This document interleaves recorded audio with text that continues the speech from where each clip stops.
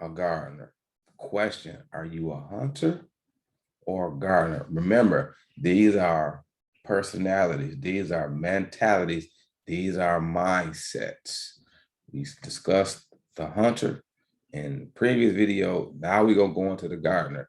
The gardener is the mentality or the mindset that you want to have in every facet of your life and your being. But in this reference or point of reference, we're discussing in the job market from an employee standpoint, traditionally, and also from an entrepreneur standpoint, because a job from an entrepreneur standpoint can be considered as a contract or you obtaining a new client. Let's go.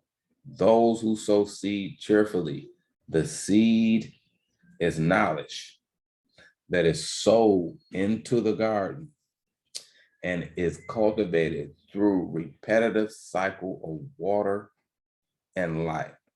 So whatever seed that is already in me, the knowledge that has been given, it is continually perfected, is continually watered, perfected through water and light. Water is training, and light in this aspect is development. So if you think about a seed that's sown into a ground, when the water is given to that seed, when it finds good ground, it normally will produce fruit.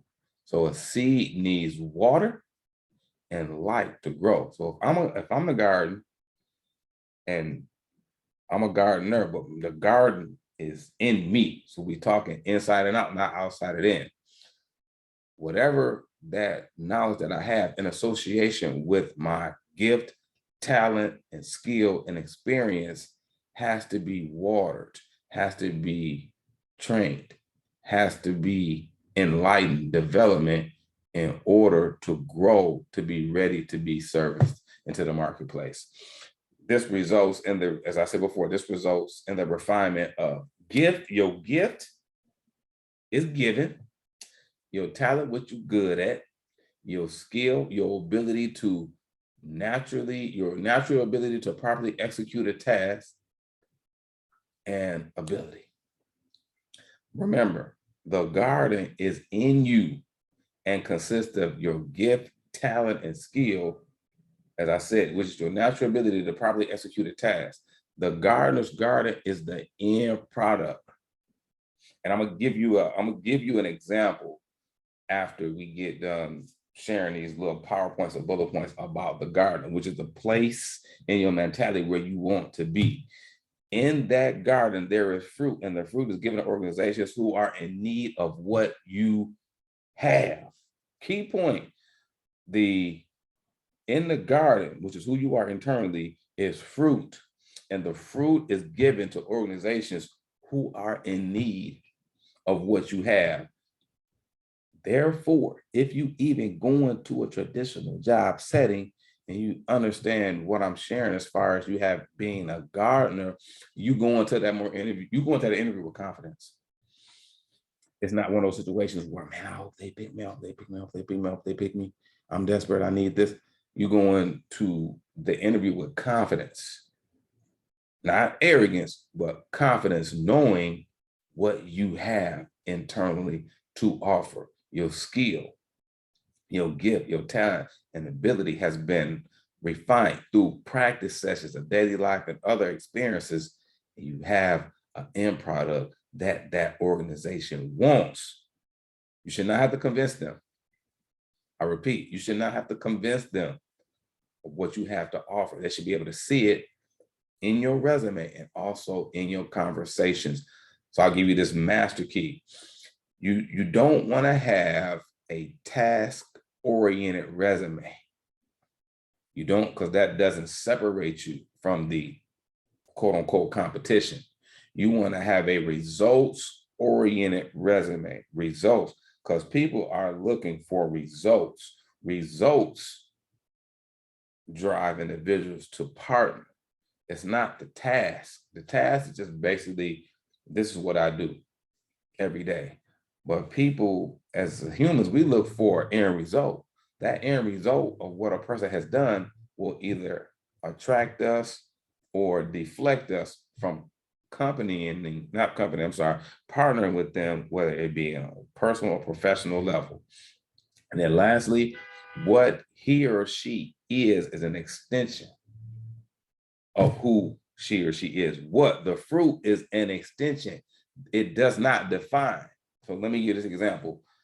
My gift as a trainer is what I do, but it doesn't define me as a person, who I am. It doesn't even define me as a professional. It's the fruit that has been cultivated through practice sessions. Like we're doing now, these videos I consider that we post on YouTube and Facebook and the different social media platforms. These are practice sessions. And when you practice continually, and there's a critique that comes from a coach, then once you can refine that gift, that talent, that skill, that ability, it transforms into muscle memory. And when you're in the game of life and when you're in the game of the workplace, it's already there. You don't have to think about it because it's already embedded in your subconscious because you practice it so much that it has become a part of who you are.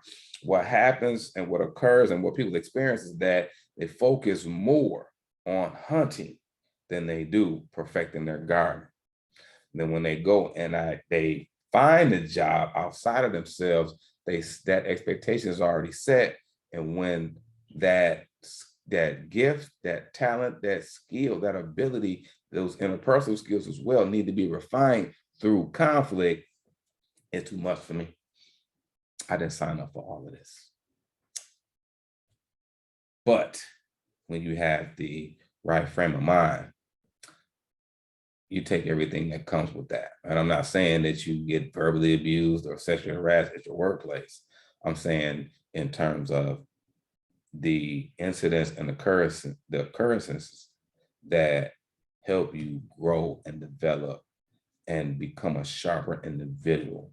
So the workplace, whether it's in a traditional sense or you operating as an entrepreneur, that place itself and your interaction with those people should result in you being a better person. As you work on who you are as a person, the opportunities will flow because you're going to see yourself differently. You're going to see people that work around you differently. Your worldview is going to be different because it's going to be connected to, hopefully, perfectly, a purpose-driven life.